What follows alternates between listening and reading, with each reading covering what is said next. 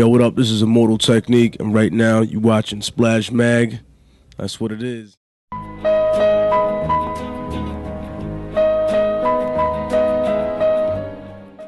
mean, I started doing this years and years ago, and from the very beginning, it was more about putting a message out than it was about making money. I think that it's very easy to become involved in hip-hop and to lose your way or lose your principles because there's so many opportunities that present themselves to be one thing and then turn out to be another. There's so many things that embody success and wealth and then turn out to be you losing creative control of everything that you're doing as an artist. The Third World was an example of me taking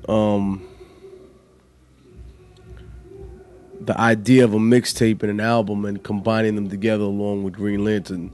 The beats weren't as quote-unquote underground sounding, but the message and the content was still very, very centered around exactly that particular topic. The Third World, meaning the underground of hip-hop, not the first commercial world where everything's pretty and shiny, but where the reality is, and relating that to the third world that exists out there that provides for the whole first world. We often forget that Europe, America, or anywhere else that calls itself a first world nation power wouldn't be anything without the resources that it's managed to conjure mechanisms, economic mechanisms, or military mechanisms to extract from those places. So that was the basic premise of it. And then I attached the Green Light Project to the Third World, which is where we took a percentage of the profits and built an orphanage and a school in Afghanistan. So it was actually like several projects in one.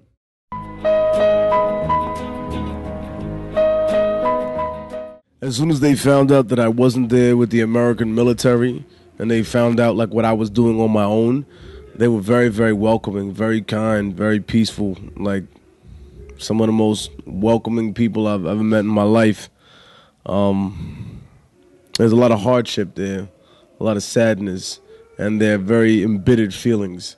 You know, they feel as if they're looking back at their history now and seeing that America painted the war with Russia as if the Russians were going to destroy Islam in Afghanistan, and what they really wanted to do was create a socialist system of an economy in the content of that Central Asian region, which they were trying to facilitate a greater amount of control over. And I think that while that's important to note, it's also interesting to see that Afghanistan, for being so strategic, is a very racially diverse country. You know, you have Asiatic peoples, you have Pashtuns, you have people that look as white as any German that I would see out there in the northern areas of Afghanistan, you know, who speak Dadi, you know what I mean, who look like an Italian kid from Brooklyn, and you from Afghanistan living a real fucking hard life. So, I mean, it definitely opened my eyes to seeing how many quote-unquote races are spread around the world and how people interact and what their idea of freedom is and what kind of sacrifice they've really had to make for their revolution, which was eye-opening. You know, you could see the evidence of violence all over the country. You know what I mean? It's everywhere. You can't escape it. It's in your face.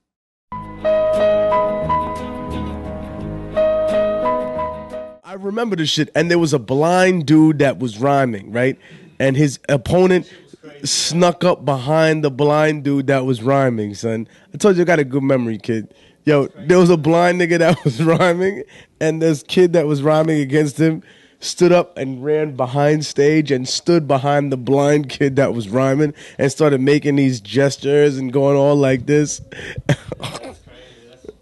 Yo, fucking retarded, yo. But yeah, that was definitely some ill shit, son. Because I did stuff like that, you know what I mean? It's because I paid those dues, and I think every small show is important.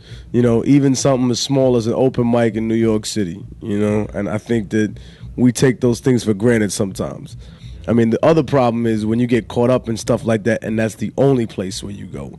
You have to hit other states, other countries. You know what I mean? Even before I had any sort of distribution deal for any of my projects, I would go out of New York. I'd go to Chicago, go to Philly, D.C., Boston.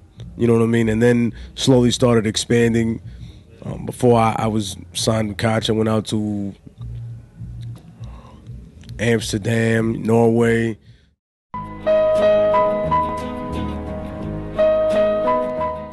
Yeah, that was through Viper Records. So not just like you're right. There's a political aspect to the music, and then there's an angle that transcends hip hop, where I'll meet people that have really nothing to do with hip hop per se, but they really appreciate the message and the music and what I'm trying to do with it and how I'm trying to make it more than just music. You know, whether it's working with juvenile detention centers, with gangs, or with anything else. I mean, I think that revolves around our culture and it's a part of us. So rather than reject it and pretend that it's not there, we need to embrace the issues that we have in our community so we can face them straight ahead.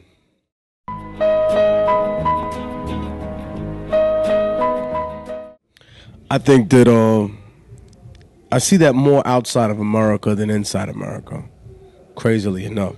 I see a lot more of that in South America and Africa, more than I see it in the United States of America. But I feel like it's still present. It's not going away. It's not on a decline. In other words, there are people that are all over the U.S. who are finally starting to realize that they can get a message out there, that they can get their music out there, and that really they can make music about whatever they want to. Because before, everyone thought you had to follow a certain formula to be successful.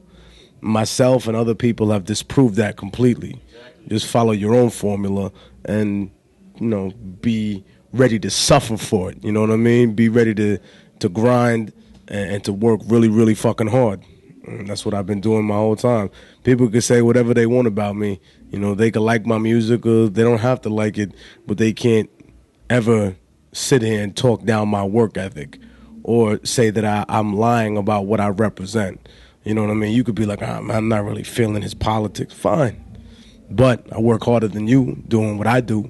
And I'm true to my word. I'm not sitting here trying to perpetrate a fraud for nobody. I don't need to front for none of y'all niggas. You know, if I wasn't doing it, it's not just about the money for me. If it was, I would have gone and sold out to a major label a long time ago. You know, I don't have never had a traditional record deal. You know, I have Viper Records, which I'm the president of, and I have distribution through Koch. You know, it's not like I'm just an artist. That was the big problem in the beginning. You know. I got a documentary coming out called Urban Warfare about all my travels all over the world. South America. Yeah, went with me to Afghanistan. So that's the movie. And then I have The Middle Passage coming out finally. Hopefully end of the year, early next year. And probably do like global tour behind it. You know, I'm working on the masterpiece right now, making sure that it's everything that I said it was going to be. That's where I'm at, homie. Immortal Technique, and I'm here in Germany, in Deutschland, you know what I mean? Chilling, that's right. Hanging out. My driver's insane, but he got us here alive, so that's really all that matters. And then tomorrow I hit Berlin, then back home. I'm home for a week. Then I go to Venezuela, and then Peru, and then hopefully end up at the end of the year in South Africa. There's my summer. What the fuck?